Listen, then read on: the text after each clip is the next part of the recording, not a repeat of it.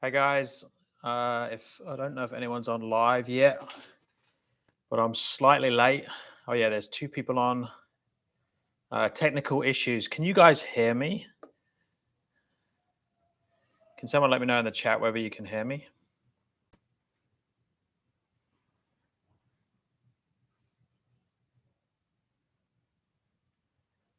Testing, testing. No, that's not working, is it? Okay, let's just check. Sorry, guys. Buddy, can you hear me? Have I got any volume coming through?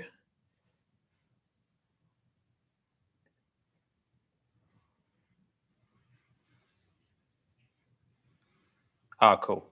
Okay.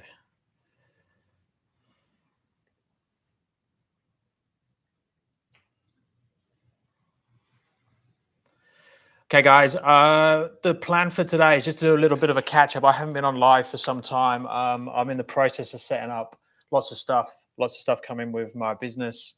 I'm basically moving nearly 100% over to online now in terms of coaching people and training and stuff. I'm getting my gym set up at home. So, as you can see, I'm starting to get some equipment and stuff, which is exciting. But I just wanted to jump on. I'm going to warm up and do a little bit of training as well. And then just you guys just stick any questions down in the comments. We can just have a chat about life and training and stuff and go from there. So let me just run through. So basically with the space here, I'm going to be doing more YouTube lives. I'm going to be doing some live classes as well. So the goal is to do more like a combination of handstands, calisthenics, all the basically the stuff that I train, do some live classes. I'm going to warm up now to do some handstands and some training. But if anyone's got any questions about any other training other than handstands, then let me know as well. Yeah, the main thing I wanted to go through today, and something that I've seen people not do so much of in terms of the handstand balance, is really working on getting those shoulders to take over nearly completely. The more and more I coach, the more I realize as well and look at my own handstands and stuff. I'm basically using the shoulders 99 to 100% of the time. And then when I can coach someone to use the shoulders in their balance, suddenly they have way more control and can unlock handstand push-ups and presses and stuff without any changing much apart from getting the shoulders to work more. So that's what I really want to go through today. Okay, let's just look at some questions as I'm warming up. I got a question. When do you recommend moving from pike push-ups to wall handstand pushes for eventual goal of freestanding push-up? So basically what I would do is I would work out where you can get 5 repetitions, do the bulk of your training there, but then also at the once you've done like 5 sets of 5 or something like that for your main strength session, then put in some like 1 rep max stuff. So whether that's handstand push-ups against the wall, whether that's a freestanding attempt, and then with the goal of slowly moving the working sets over to the next progression. So if you've got like 5, 6, or 5 to 10 pike handstand push-ups that are strong, and then just try 1 against the wall. And if you can get 2, then awesome. And then if you start to get in like 3 to 5, then I'd start to change over to more wall handstand push-ups and less pike. Because a lot of people will get stuck. They either spend way too much time in their harder variations that are too hard for them, or stuck in the easy variations. So that's really, really common. So just sort of really work in as close as you can in between your one where you're getting 5 repetitions, and then the next step up in that progression line to whichever one it is. And that goes with nearly all the skills.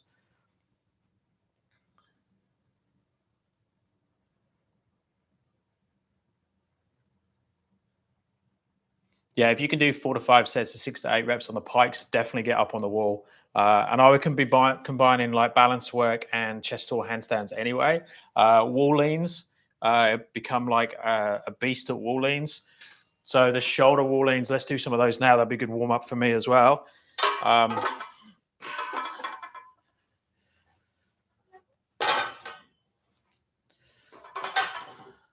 So this is the issue at the moment. I don't have enough space, or the space set up in a way where I could have got the areas. And that's what I want to get. It's like a strength section, a handstand balance section. Let's get this stuff out of the way. So I'm going to put some links down as well.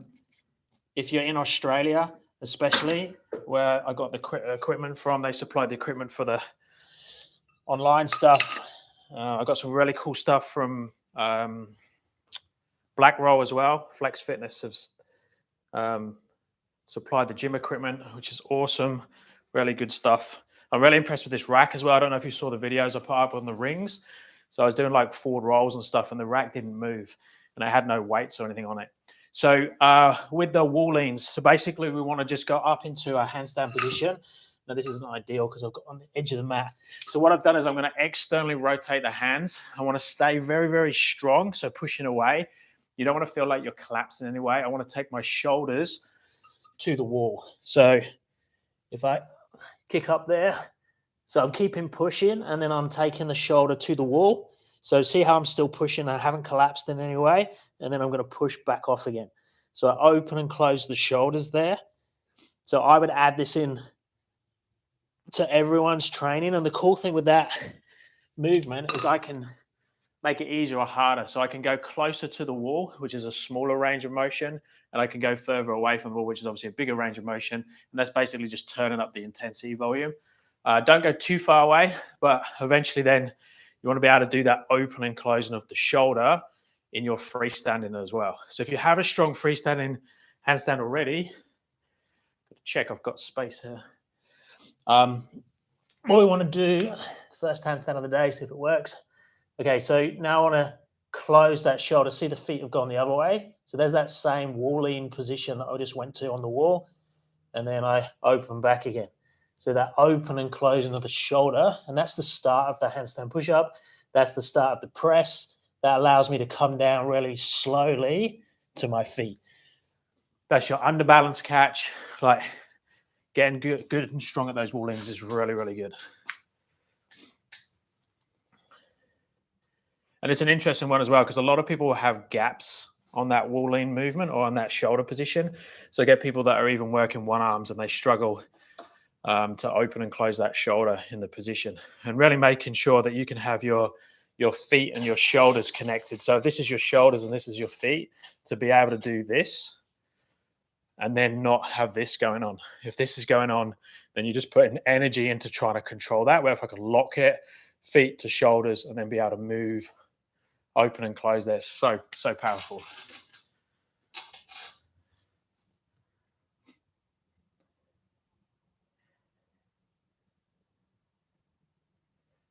And then we can turn that around. So again, I want to let's get the shoulders even more warmed up for today's session. So I'm going to go from a down dog position. So if you can, in your warm up as well, if you can think about, okay, I want to warm up the hamstrings, lengthen the hamstrings, the calves and things like that. So I'm doing flexibility work or mobility work at the same time as I'm warming up my shoulders and hands and getting ready for the handstands. So if I go into a down dog position, hand pull back. So if you're tight in the hammies, you're obviously going to get a stretch there. And then from there, I'm going to come forwards into the shoulders. So you could look at that being the top of the press, but it's also just exciting all that upper back and shoulders traps, and then pushing back into the stretch or the rest if you're open in the hammies already, and then back into that position again. So big fan of that one. Again, if you look at the shoulder position, it's exactly the same as we was going in on the wall leans. It's the start of your pike handstand push-up. It's the start of the press. Such an awesome position. And I've got Rosie's hair everywhere.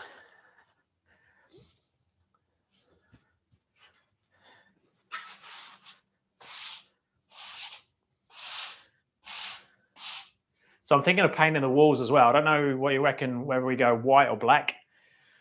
I think white might be better, might be cleaner.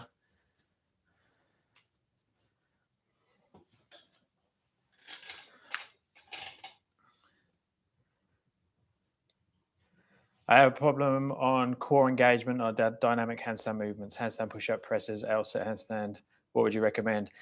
So a lot of people blame the core for being the weak link in positions. And a lot of the time it's just either they're missing flexibility. So that's a really common one in things like presses.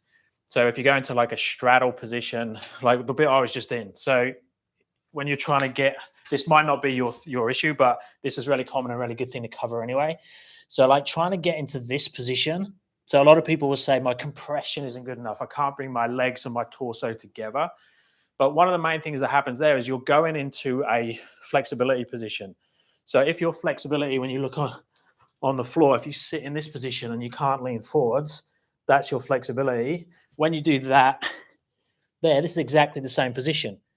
So if you physically can't get in because of flexibility, it doesn't matter how strong your core is, you're not going to compress even more. And doing things like this to strengthen the core, yes, it's a good movement. It's a fantastic exercise.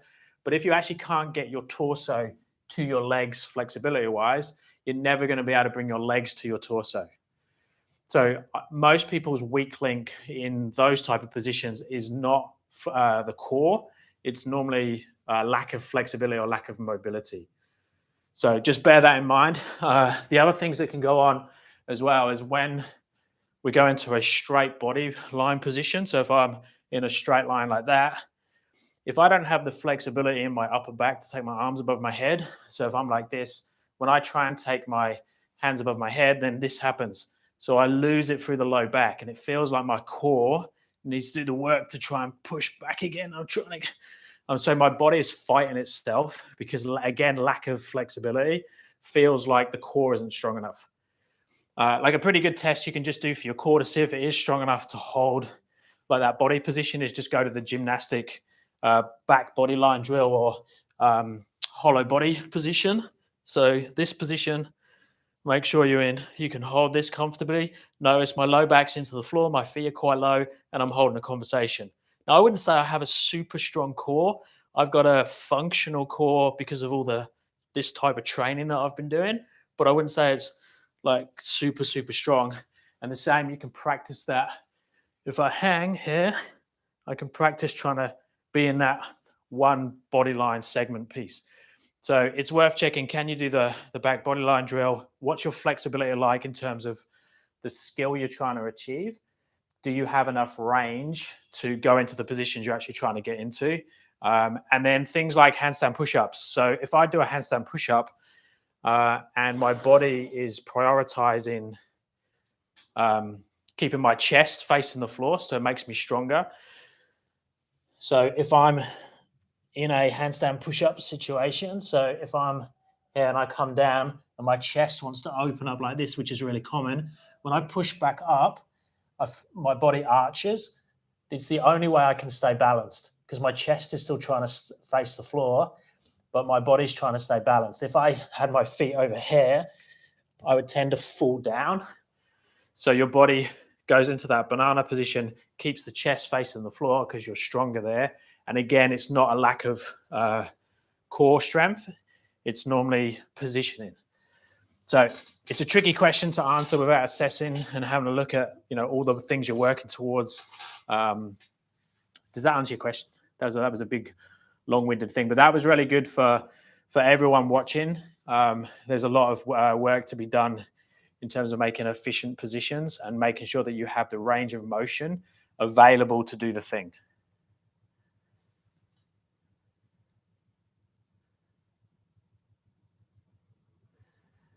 Okay, let's do another exercise for the shoulders. So we've done the first one we done was the wall leans up against the wall. We've done this one where we come forwards into that position. Let's turn it around and do the number one exercise for learning to balance a handstand, I think, is to master that toe pull position. So this way around now. So chest to wall in that position. And now I'm going to do the opposite movement to the wall lean. I'm going to take my shoulders away from the wall until the toes come off. And then if I can go into that handstand, and then I'm going to go back to the wall again. I'm not sliding so much because these brick walls will take my skin off my toes. but I'm open and closing the shoulder. See how I'm using the shoulder only to control the handstand? There's the underbalance. Correct the shoulder into the handstand line and go back.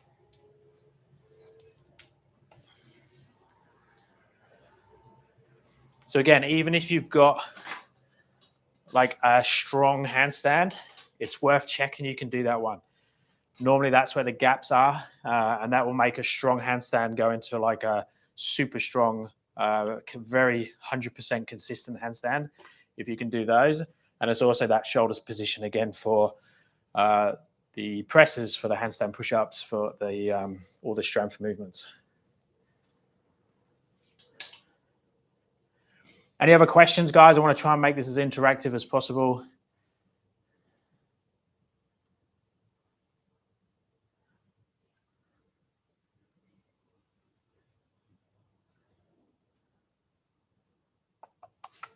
Okay, let's do that other shoulder one I like to do, and this is especially if you're going to work some strength movements. So if you are working things like handstand push-ups, a lot of people will avoid doing things like crow or frog position once they get to a certain level. But I think as part of a warm-up, even if you're not working the strength moves, things like this, where we go into that shoulder position like I just did. So this, being able to come up to here and then slowly lower down onto your elbows into that frog, crow, and then be able to go back. Notice the shoulders coming forwards, coming back into the feet again, and just be able to do that for repetitions. Some of you will be like a 1 rep max. Some of you will be able to hold a conversation like I can there. But whichever variation, you can keep toes on the floor. That's an awesome one to build that strength in the shoulders, controlling the taking weight forwards and onto the hands. Okay, what's the easiest type of press? This is an awesome question.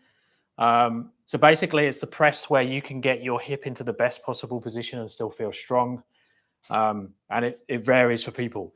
So someone who's maybe got a yoga background, got a very deep forward fold, a pike press might be the easiest position. So they might be able to really get their torso against their legs. And then when they come forwards into that position, their hip is really high and they can pike press up.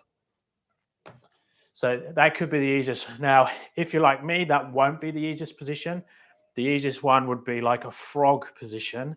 Now, I say a frog meaning the frog legs as it come up, because the straddle or the tuck demands quite a bit of flexibility. So you might get someone who's got a straddle, but the straddle needs to go like this. Notice what I'm doing with my legs. So I'm putting a bend in my legs to get through, because I don't have the flexibility to keep close into my torso as I bring my legs up. So I have to bend the knees to get up. So like a froggy position will be really good. And even people that are flexible, they tend to get stuck in their straddle. So as they come down, they'll get stuck like this, and they won't be able to get their legs to roll their pelvis under, so tuck their pelvis under. So that person will get stuck here, and they won't be able to do that bit, that rounding. So if they go into more of a bent knee, straddle hybrid tuck position, you can roll the low back, and that's the easiest position for a lot of people to get their first press.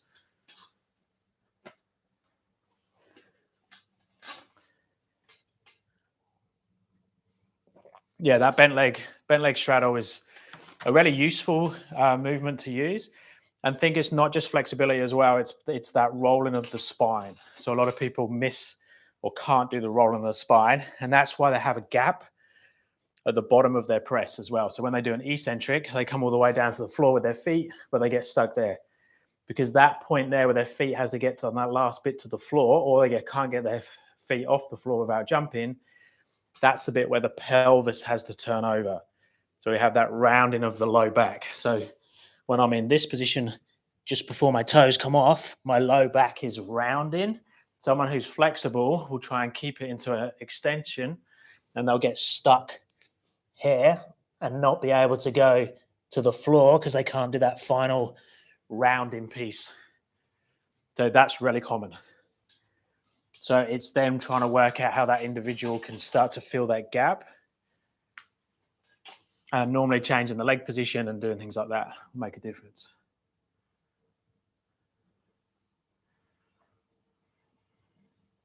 Yeah, and it's good, like even if you're doing freestanding work, do the one up against the wall as well. So you can feel that rolling of the spine where the low back goes into the wall. So if I'm here, I can put my back up against the wall.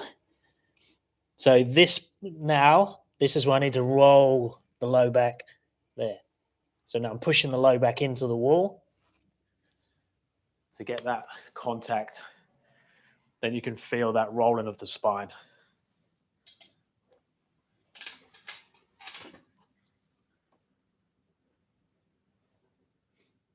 Any other questions, guys?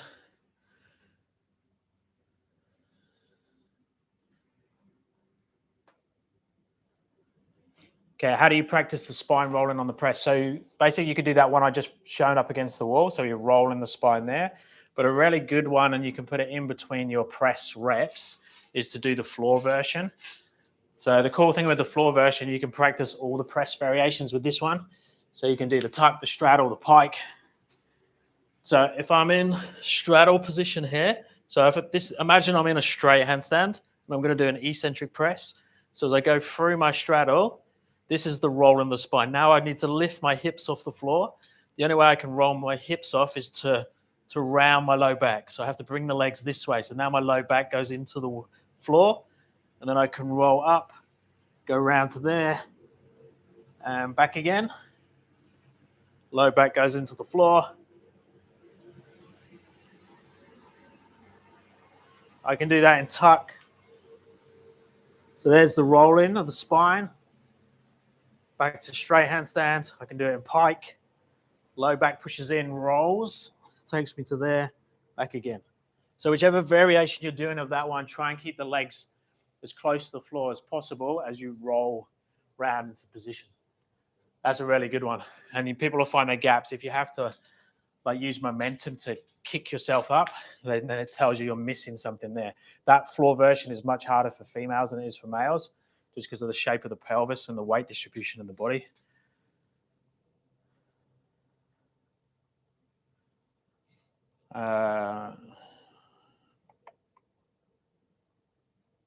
What are common overuse injuries and how to avoid them with handstand skills like these?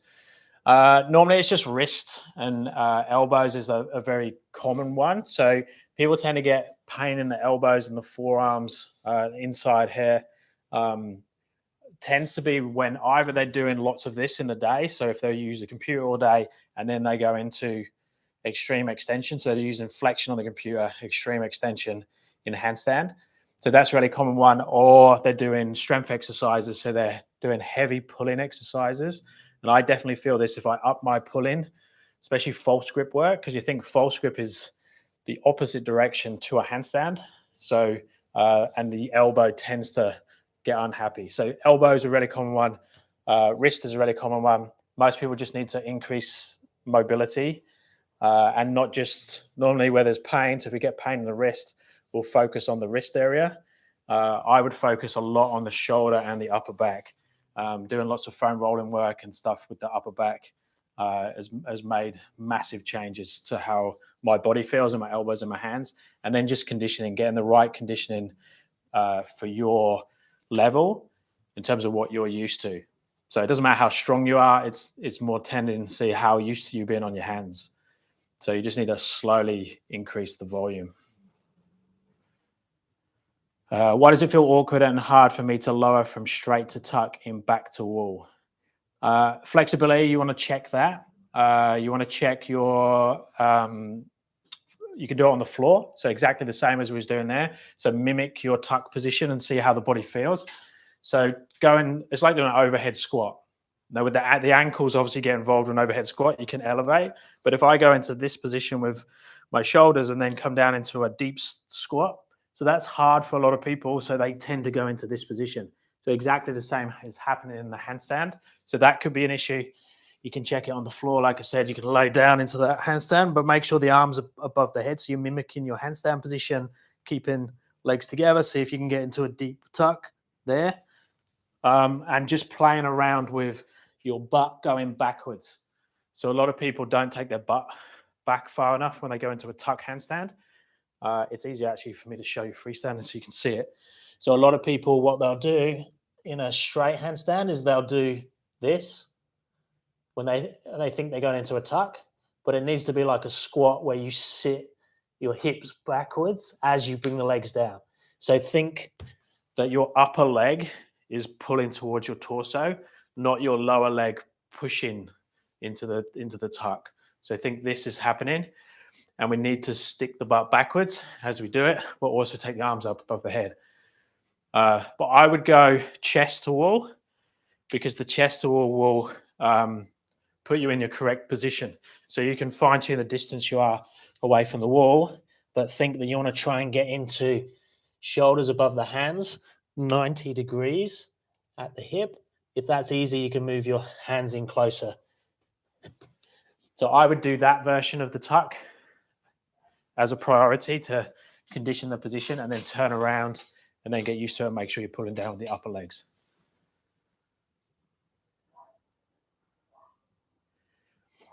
I think I'm not used to the lower ab hip flexor movement tuck requires and shoulder mobility. Yeah, so shoulder mobility, make sure your rec fem is nice and open and your hip flexors are open with like lunge stretching, the couch stretch, the one up against the wall. I do that daily. I do it before every handstand class. I often say that and feel like I need to explain it in my handstand classes, especially my regular handstand classes, because I do basically do the same warm up for the whole class, nearly every session. And that's because I just think that those basics, opening up the quads, the hip flexors, the hamstrings, the glutes, the thoracic, the shoulders, warm up the wrists, and then you're ready to go. I wouldn't mix it up with too many other things. I just think they're the priorities that need to be done. So most people don't do enough of that, especially when they're training by themselves. Yeah, awesome. Yeah, practice that. And with the taking the butt backwards, just video yourself from the side. And that's the same with all these handstand exercises. What you think you're doing is not normally what you're doing. So if you video yourself from the side and have a look at it between sets, you can normally fix things in the moment, because you can actually see what you're actually doing instead of what you think you're doing. Is there a way to assess your weak links on the press? I've been practicing for the last 8 months and progress is slow. Is it supposed to be this slow? It depends on, it's really hard to give exact feedback in terms of, because I don't know all the details about you. I haven't looked at your past training, where your strengths, your weaknesses are, where your flexibility is at. 8 months could be a long time for one person, but it could be like, you could be halfway through and for someone else. Because if your flexibility is really terrible and needs lots and lots of work, if your strength and your conditioning in the handstand is very low and you need to increase that as well, then you could be looking at 18 months, 2 years to get a press. If you've got good conditioning in the arms and the shoulders, if you've got flexibility, you could get a press quickly. I've had one female get their press in 45 minutes, because basically they had all the components, they just didn't know how to put it together. So they came to me for a press program, and then in the session we got their press. So, that sort of thing happens because people have all the bits. So that person is obviously going to get their press so much quicker because they had really good limb length, they had good flexibility. They just basically had everything, set up ready to go for the press. So the easiest way to assess the press is with an eccentric. Now, that eccentric can be done against the wall or on the freestanding. So basically what you're looking for is gaps. So if I do an eccentric press, so I'll kick up to, if I do a straddle press, you can see from the side. So I'm in my straight handstand, I open to straddle, and then I round back, start to round through the spine, the low back, the mid back, the upper back, and notice the speed and control that I come down all the way and kiss the floor at the bottom. So that's how I'd assess a press. So if someone comes to me for coaching for a press handstand, I get them to do that. Now, where that might be back to wall, so they roll their back down the wall, and from that, I can assess where their gaps are. It doesn't tell us all the information because we need to work out why there is a gap. So a gap might be a drop. So most people will get halfway down and then their legs will drop. So the drop is the gap we need to fill. We need to spend time under tension. The issue is that most people then, when they're training, because they can spend time on that top section, all their drills are doing top section work. So they'll get boxes, you know, like the partial range box. I'll show off my new box as well. I've got a new.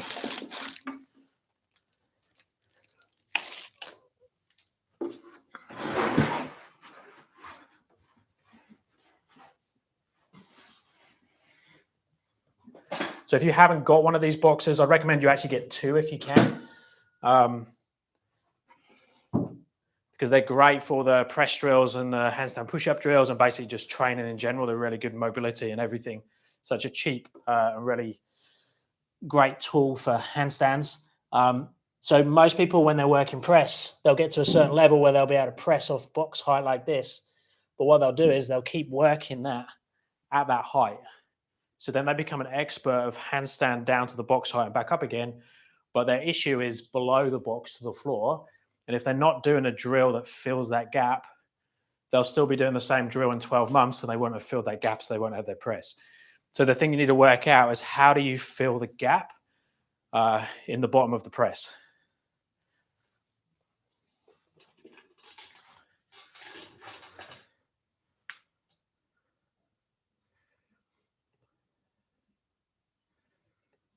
Guys, what I'll do, because I get asked this all the time, I'm just going to comment with the link to the equipment.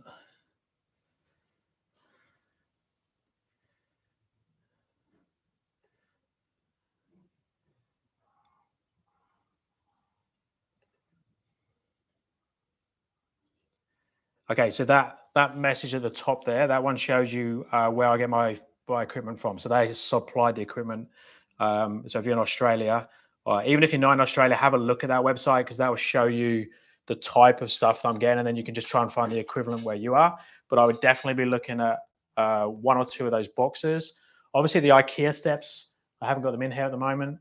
Awesome, but for press drills because they allow you to go lower than that box as well. But that one's cool because it's got 3 different heights and you can go down.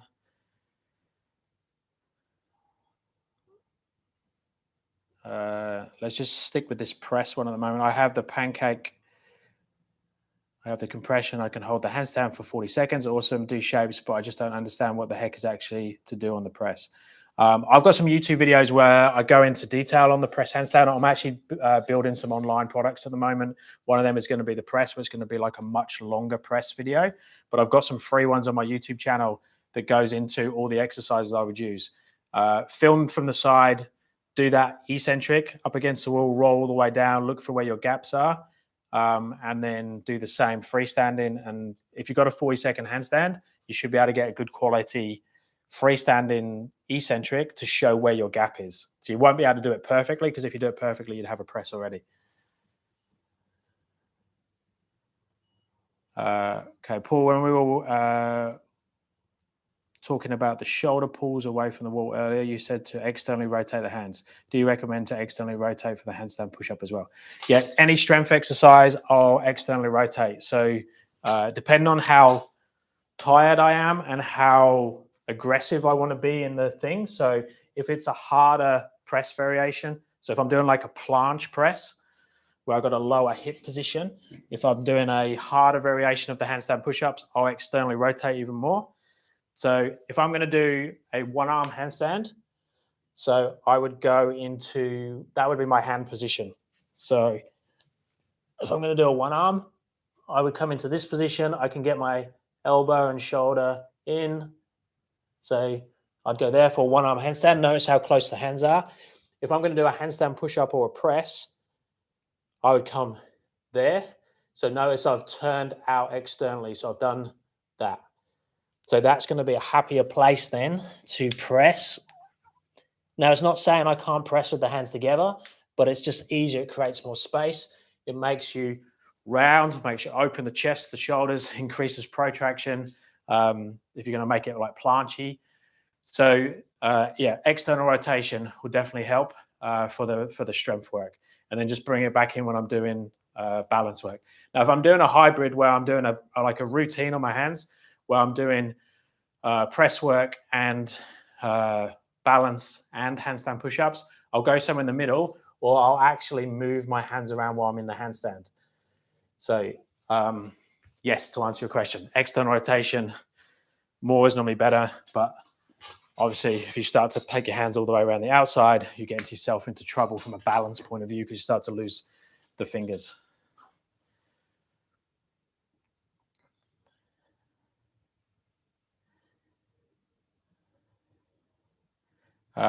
When did I start the handstand? So I started training at 37.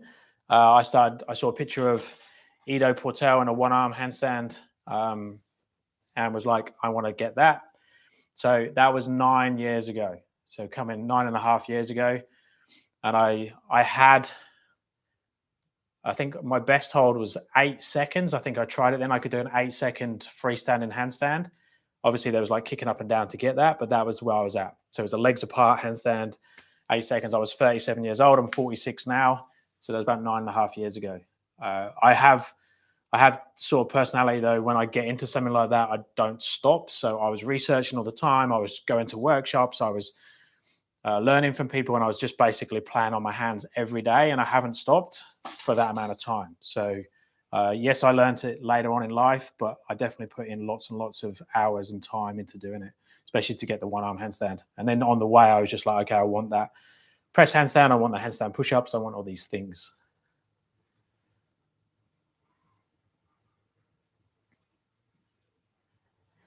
Guys, any other questions for those on? We're down to, we've got 5 people online now.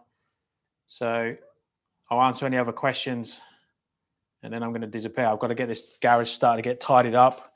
I'm going to use that whole length for the training space. So I will have like more of a dedicated handstand space.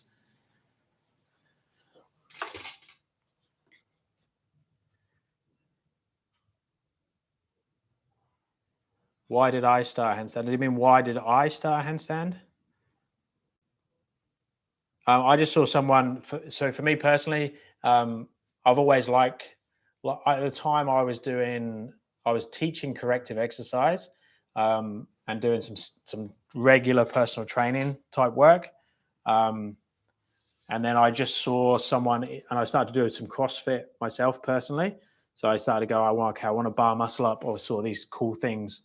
And that's what led me down the road of looking into Ido's work and stuff. And then I saw he was doing a workshop, and his workshop picture had him in a one-arm handstand. And I was like, oh, I want to get a one-arm handstand. So that's basically why I started.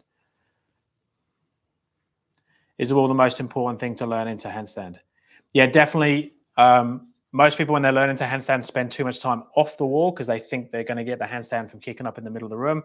But that's basically where the magic happens, is against the wall, because you can do back to wall drills. So the heel pulls. So if I do these ones, so basically if you're learning to handstand, you want to strengthen both sides of the handstand. So you want to do the heel pulls and the toe pull to get the underbalance and the overbalance. Because in a 2-arm handstand, I can fall over this way, I can fall back that way. So if I'm in a handstand this way, so back to wall, so notice my feet are together and I'm not kicking off the wall. I push through my fingers and I can take my feet off the wall, and then I can go back again. So that's training the overbalance. That's one side of the handstand. And then what I want to do is I want to go around the other direction, go this way, and then I want to train here and pull myself off the wall using the shoulders. Now, this one does take a little bit longer for people to get. You might need someone to spot you, but that's training the underbalance. You do those two plus a chest to wall handstand. So basically go into that position and hold for time. And then you'll have a handstand. But you just need to put the consistency in of those. So heel pulls, toe pulls, chest to wall handstand every day, every other day, 4 or 5 times a week. And you should get a handstand. It just takes, some people it takes 12 months, some people it takes 12 weeks, some people it takes 12 hours. You just got to put in the time for your body. Later on in life. Yeah, yes, perfect. Like 65 years old, that's awesome. Look, I've got most of my online clients around my age. I've got some people in their 20s. But most of my higher percentage of the students that come to me are my age or older. Obviously, I'm going to attract more older people because they can see that I've done it at an older age. But that, yeah, and like 60s, 70s, you can still handstand. You just obviously got to listen to your body and go at your pace. That's awesome. And then look, working on the one arm now as well. That's fantastic. And that's one of the reasons I love this style of training as well. You know, when I got into CrossFit for a bit, that was awesome. But, you know, chances are if I was still doing CrossFit now, I would have some aches and pains and probably be looking at how evolving the training to change as I was getting older, where I've got no intention to change any of my training going on for the next 10, 20, 30 years. I just want to carry on as I am. I think it's an awesome way of training as you get older.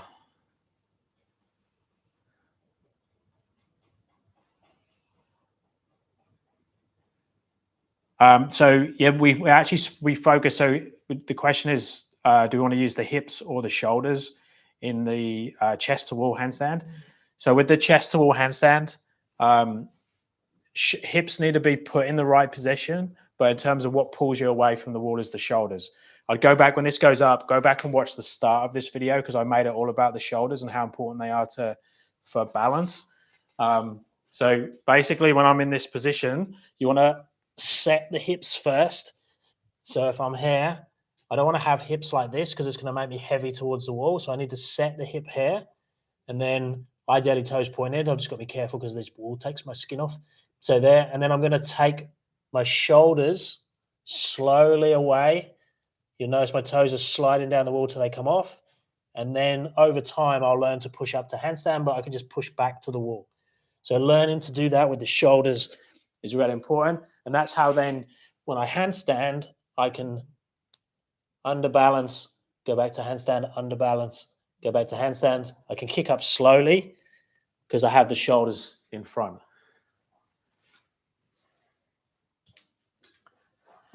If you can understand that shoulder position and become an expert at it, you'll have a bulletproof handstand.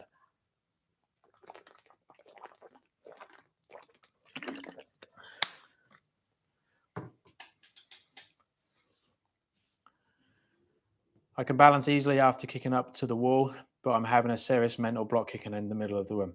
Yeah, that's the biggest thing for most people when they're learning to freestand.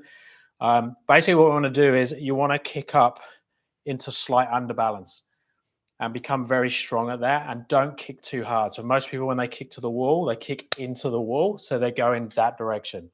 What we want to do is kick up to handstand. So if I'm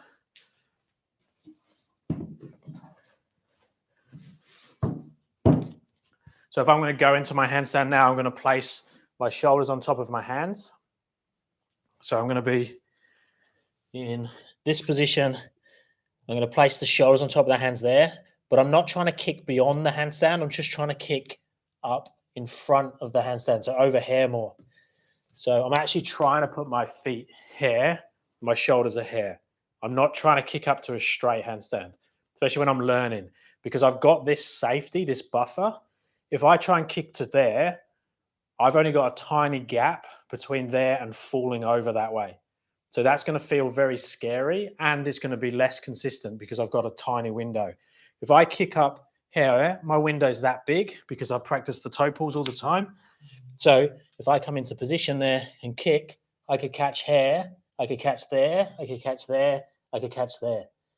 So that's what I would do, and start to kick up slower and kick up to handstand. And if you make that underbalance strong enough, you'll catch more consistently. But it will take time depending on how your safety switch is. Everyone's got that safety switch, and it's good to have it. I've had people in classes and trained people before that don't have a safety switch like that. They spend more time falling over. Like, it's scary for the people around them because they don't know what they're going to do. So I'd rather you be a little bit more cautious, go slower, be controlled.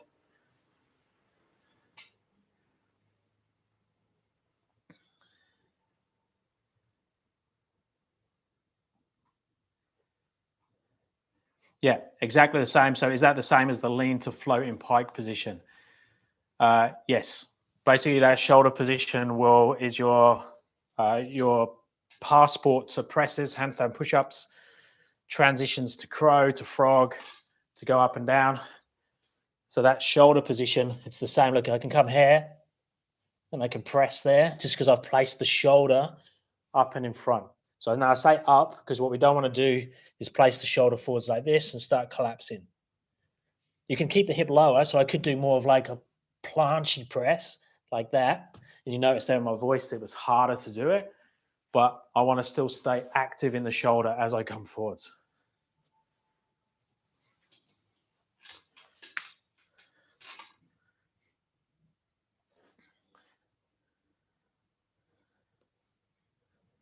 Guys, any other questions? We're at 45 minutes now. We can keep going if people have questions.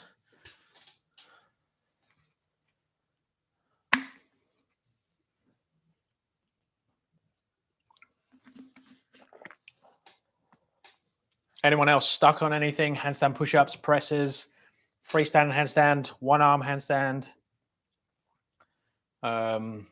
muscle-ups, front levers, planches.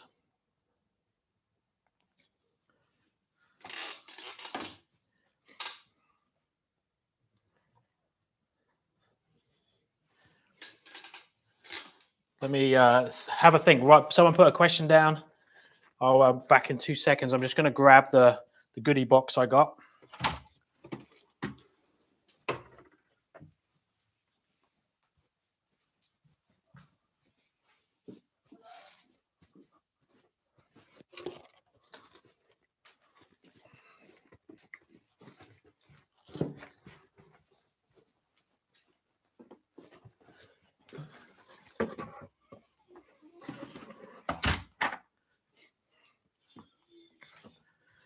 Okay, we're setting up the home gym. I've got a goodie box from Black Roll. So these ones, like if you don't have a foam roller, this size, this type of density, I use those before every handstand class and have done for a while now. Use them for all my mobility in my upper back. So I definitely recommend that you're using these type of exercises. I do them but before every handstand class as well. Get everyone to do them. So that rolling with the arms above your head, if you're not doing that, you should be. That's an awesome exercise. You can get cheap ones. I've got a couple of cheap ones and you can tell the difference. These are good quality ones. These ones from Black Roll.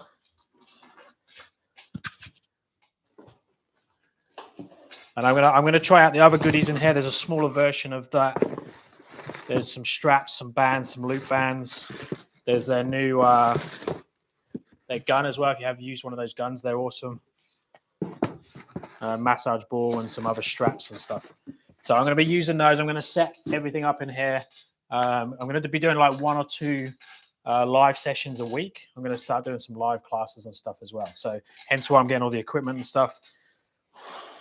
Let's see. Do we get any other questions? How many days a week to train handstands to get a freestanding?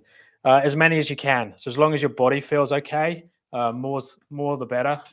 I train every day in some way. Sometimes just 1 or 2 kick-ups.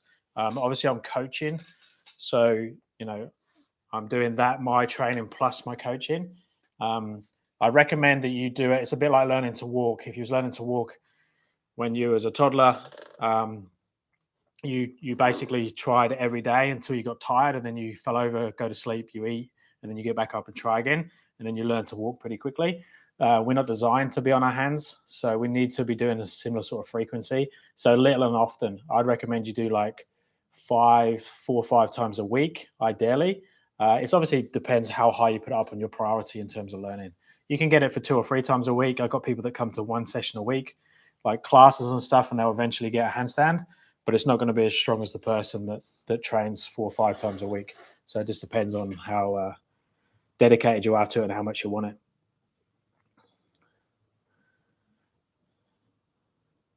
On the one arm, I see your hands are closer together. Is this to make it easier to get to one's head lying closer to one's arm so as not to shift over? Yeah, basically with the one arm handstand. So if I'm, see, I need more space. We need to set this up better. So if I'm going to go into a one arm handstand, I can be further apart. So I could be here like this. But now for me to get if you look at my middle of my pelvis, my shoulder, my hand need to be stacked. I need to go all the way over to here to get to it.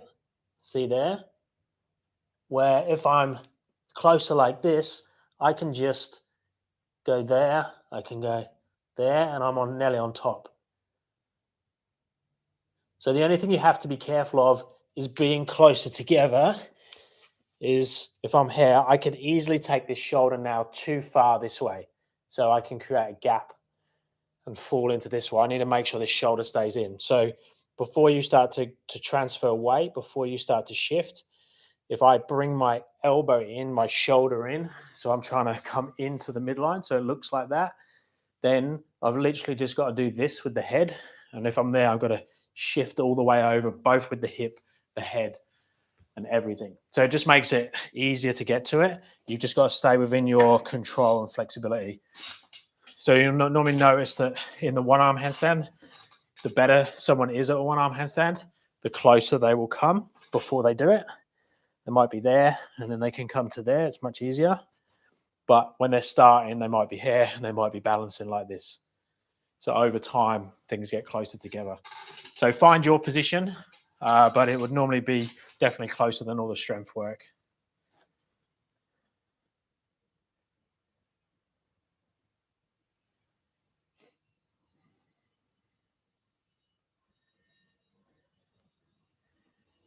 Anything else, guys? Anyone else doing any strength exercises they got questions on?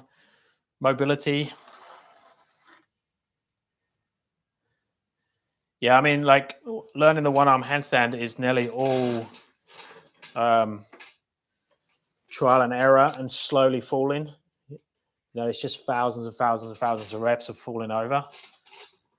Ideally, it will be super clean. And if you get coaching from anyone, or if you talk to someone who's got a one-arm handstand, they'll say to you, don't fall, stay within a controlled position, don't go beyond your ability. And we say that with everything, with two-arm handstands, with, you know, train where you can get 5 or 6 reps of something.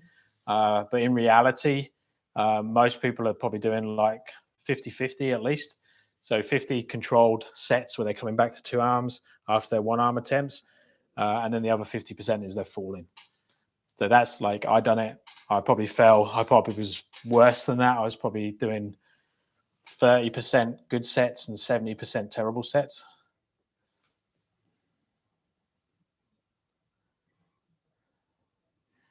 Toe pull drill is tricky. My body feels like I'm heavily glued to the wall and very scary. Yeah, that is the toe pull drill. That's why, you know, when I teach a class, there might be 20 people in the class.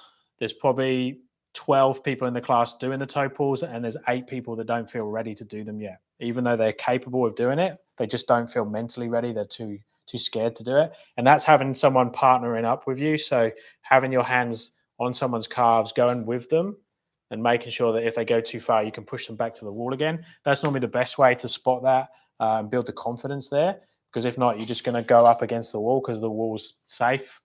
And you don't want to come away from the wall. And to get a good toe pull, you need to commit to coming away from the wall.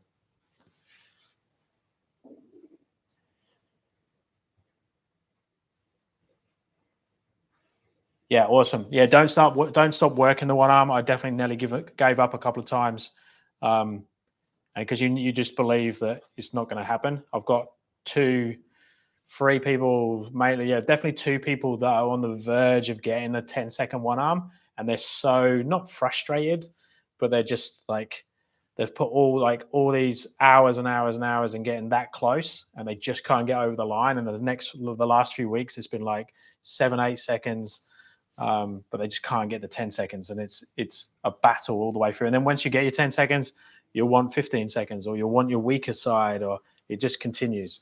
So enjoy the journey. Mobility for tendons in shoulders and biceps. Overhead work aggravates my tendon that connects my bicep to the pec. Any good stretches? My doctor wasn't much help. Thoracic extension is normally the big one. So normally we're too locked up in the upper back there, and we try and put the arms above the head. So then this doesn't open up at all. And we if we try and stretch the pec when we're still in this position, it doesn't work. It's very hard to get into the pec minor as well in there. So basically long mobility work, so long holds Use the foam roller, hold on to things if you can, unless it's too painful. Some people, you can't do this yet. So like a barbell. So this one is awesome. You can set up a bar. You can set up I use the stool bars. Sure I don't take anything out. So setting up like a bar like that. Thoracic on the roller in that position.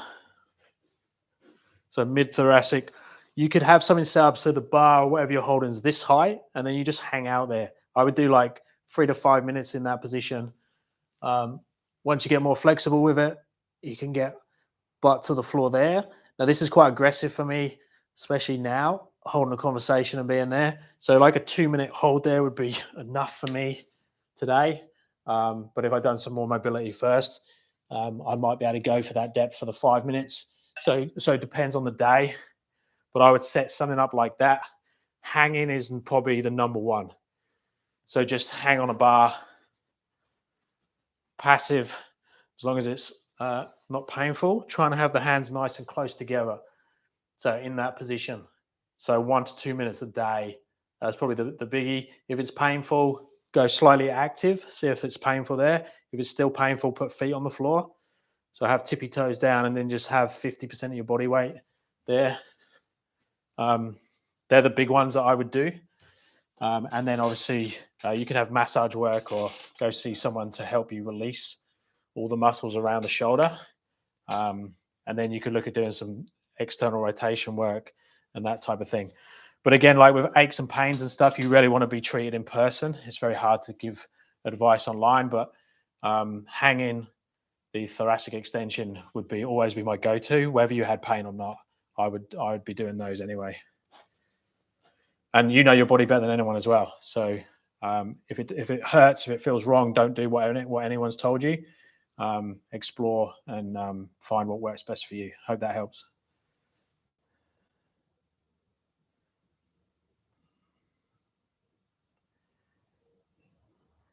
Okay, guys, we're at 57 minutes. I'll keep on till 60 just because it's cool to do an hour. So any other questions, let me know. If not, I'll just drink.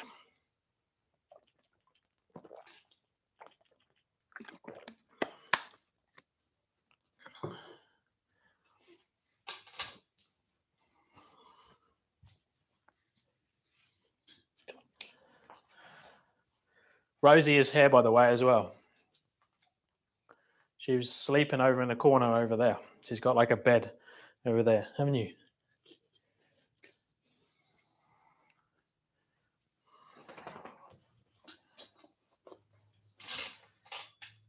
Press handstand, best exercises. That shoulder one, so go back and watch the start of this video. We'll go through it in a lot more detail, but just getting the shoulders to be in front of the hands comfortably, build a lot of time there. That's probably the biggest one. So this position, get super comfy here. You know, spend time there. Do the wall leans up against the wall, like I showed earlier. So these ones, I think you can still see me. So externally rotate the hands, nice strong push into the wall and back off. Repetitions there. And then it's eccentrics coming down, making sure that you can go all the way down and kiss the floor. If you can't kiss the floor there, you can do that freestanding or against the wall, depending on what your ability is. If you can't kiss the floor and you drop, you need to fill that gap. So normally the gap is flexibility and or strength and conditioning through that range. So you need to work out how you fill that gap.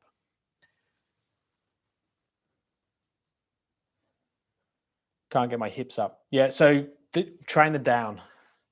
That's the big one. That's how I'd assess anyone. So anyone that comes to me for coaching, for press handstand, I get them to do that real slow down on the wall, or if they can do it freestanding, and that's where we start the assessment process to work out where their gaps are in the position, and then start filling the gap with drills. Because a lot of people, when they do any of these exercises, they don't spend enough time in the gaps, and they spend time in where they're already strong.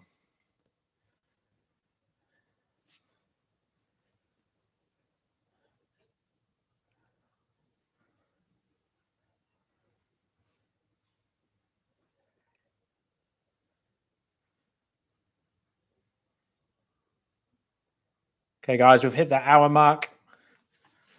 So any other questions? So I will be doing one of these next week, at least one. I'll put a post up a little bit earlier. So if you do have questions, I can answer them even if you can't make the live one. I know people watch the recordings. It's really hard to do hit the different time zones and things. Guys, was the sound okay today? I put this microphone in late and I'm not sure whether the microphone worked okay. Can you hear me when I'm over on the wall and stuff? Is the sound okay? Awesome. Felt like I was shouting because I was thinking the sound wasn't great. All right, guys, I'm going to switch off now. If you're after any coaching, visit my website, www.paultwyman.com. If you've got any questions, stick them down in the comments. I'll leave the comments running on this one, and then I'll put a post up for the next live I'm going to do as well once I've sorted out when I'm going to do it. All right, speak to you soon, guys. Have a good day.